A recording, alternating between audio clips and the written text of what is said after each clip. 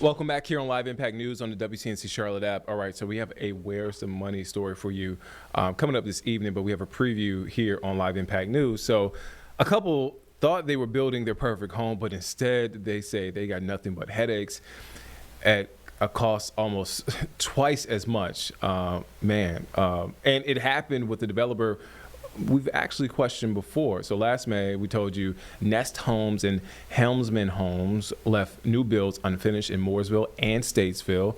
It came as the linked businesses experienced financial problems. WCNC Charlotte's Nate Morabito got a chance to catch up with this couple out of Denver.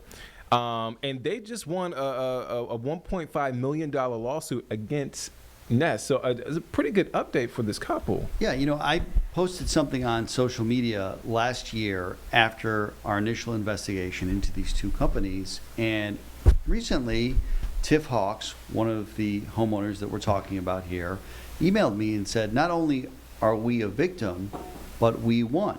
And at that moment, I knew we needed to talk to them because we had known that in these neighborhoods in Mooresville and Statesville, people were living in kind of abandoned communities, but they weren't personally impacted. Other than a home nearby being unfinished, it wasn't their home. They were in their home that was finished, right? For this couple, Tiff Hawks and Matt DeWald, they moved to Denver from Charlotte because they wanted to get closer to family. They found this neighborhood, Harbor Oaks, that they fell in love with. And if you visit it, you'll understand why. They picked a lot, and they say they were steered to a particular lot that had drainage problems that were not disclosed to them. And not only that, they said once the building began, it took more than the agreed upon 2 years to finish the home. And once they were able to move in, a punch list kept growing and growing. And in the end, they said they spent more than $500,000 addressing those problems. That's on top of the $750,000 they spent buying the land and trying to build a home to begin with. So think about that. What kind of investment is that? Oh my goodness. Wow. So we actually got a chance to hear from those homeowners. Yep. Tiff Hawks. Tiff Hawks. All right, let's take a listen in. We're like everybody else that has issues in their family and hardship with family members that passed away during construction and other family members that almost passed away. And so the burden was so heavy on us. So again, you think of your home's going to be this wonderful oasis, and it ended up being a nightmare. And so we just had to rely on each other all the time. Still to this day, obviously, I'm crying because it's so upsetting, everything that we had to go through and still are going through. Created a situation of very hard decisions that needed to be made, right? The decision, for instance, of do we proceed and continue going through this process, or do we find a way to back out, was very, very difficult. Cut your losses. Do we cut our losses, and how much are those losses? What does that look like? What does that mean for then the next transaction? And that was a really hard decision, and it was something that we didn't agree on all the time, but we had to make our way through it. It did not turn out to be, I thought it was going to be a lesser issue than what it turned out to be. It turned out to be much more extensive, and that revealed itself as time went on. It's mind-blowing. Think about buying a house and then realizing you could have bought 2 homes for that. Literally 2 homes. Whether or not the house gets built or not, we're on the hook for the loan. So for us, there was only one path, and that was completing the construction of the house, no matter what it took, because we didn't want to be in a position of having a loan on a house that was incomplete or that we couldn't move into. We're so proud of what we started with and what we ended up with. We never thought we'd have to do anything like the work we had to do on the outside and continue to do on the inside. And it's taken years, and it's been a financial and an emotional hardship to do it. But now we're at a point, as you said, when you walk up, you look out the window and it's really beautiful. We've got a beautiful lawn. We planted a whole bunch of trees and shrubbery and flowers, and now we can look out at peacefulness versus the construction and the chaos that we had to deal with for years. Oh man, Tiff, I mean, the tears there. I mean, this is still pretty raw for her. Well, not only that, but here's what's especially interesting. They worked with a Nest Homes representative, they tell me, and by the way, this is all spelled out in the lawsuit, so we're relying a lot on court records here. And they said that they essentially were steered by this representative to this lot instead of the neighboring lot. And the neighboring lot, they said, turned out to be better. And turned out, they said, to go to the representative's friend. And the representative built a home in the neighborhood too. And they said both of those homes went up much faster than their home did. And not only that, they now live in the same neighborhood. So they feel betrayed by this company, but also by these people. And you go out your front door and you're living next to one person, and you're not far from the other.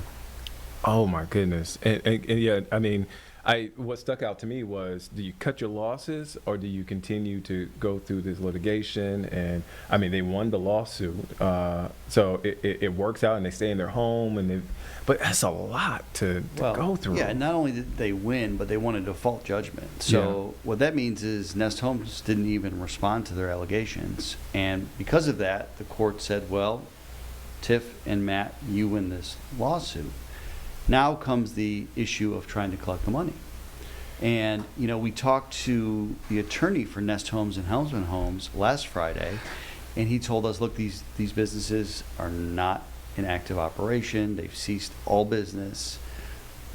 One point last year, there were talks that they were maybe going through some bankruptcy proceedings. I've not found any filings related to that yet.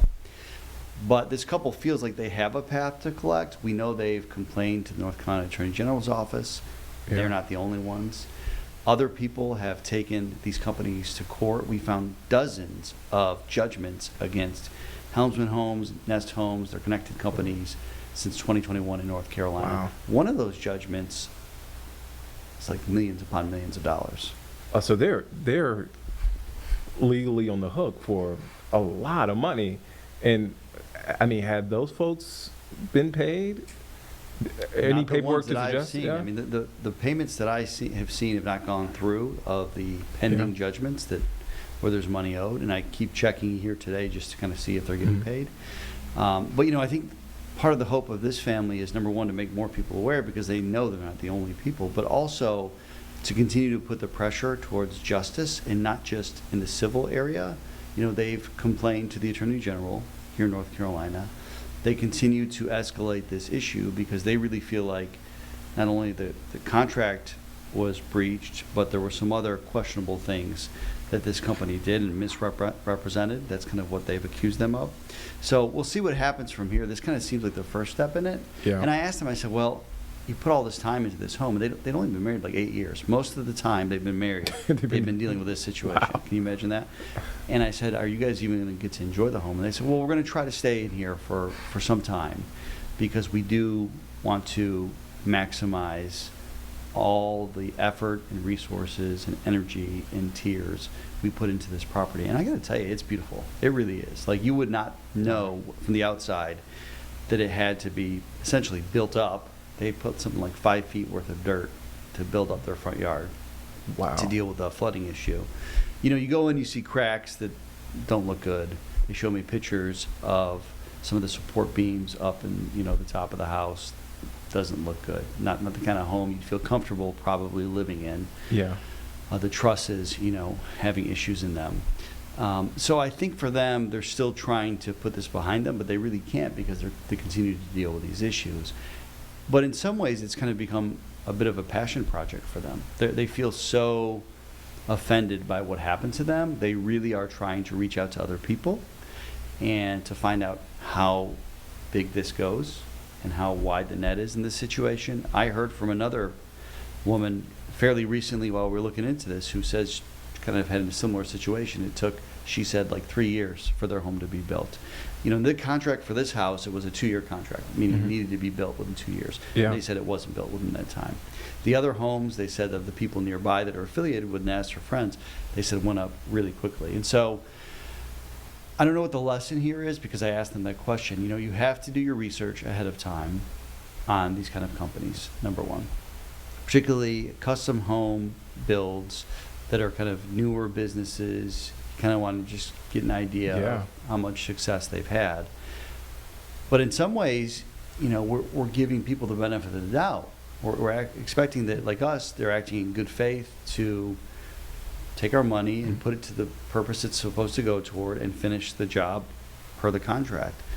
So I think that's number one. I've also read a Better Business Bureau complaint filed by TIF against this company. The Attorney General's office is always a great avenue for people to just document their concerns so that, the top prosecutor in the state is aware of it in case there is something more than something civil going on.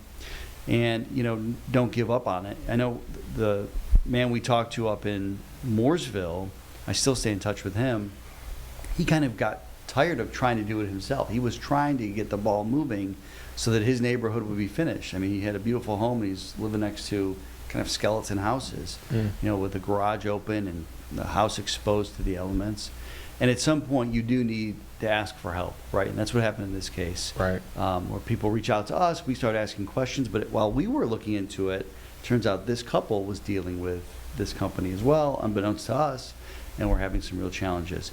Even though they got their home completed and they've moved in, they say it's still a real problem and challenge to them. And they had a great perspective on it. I mean, I would have been gutted and exhausted, and they just said, look, if anyone was going to do this, it was us. We knew we had each other. We knew we were committed to seeing this through.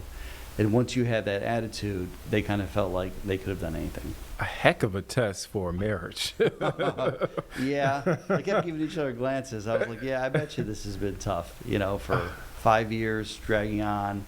They were kind of newlyweds still when they bought the home. And, as you heard from her, they had family members who were dealing with some real serious health issues. And that was the whole goal, to get close to them so they could help take care of them. In the end, they had a even bigger project on their hand in their own backyard, trying to take care of themselves too. Oh, man. Yeah. It's, again, as you mentioned, they won the lawsuit, but this is just the first step. Right. Really for them. Nate, when can folks, I know you have a preview in the evening shows, but when can folks check out the full story? I'll be on TV at 5:30 talking about this story, and you'll see the full report at 6 o'clock on WCNC. You can go to WCNC.com and read our reporting right now as well. Nate, per usual, awesome work here, man. I look forward to seeing the story. Thank you for stopping in, man. Thank you. Appreciate you. Let's head to break. We'll be back here in just 2 minutes here on Live Impact News on the WCNC Charlotte app.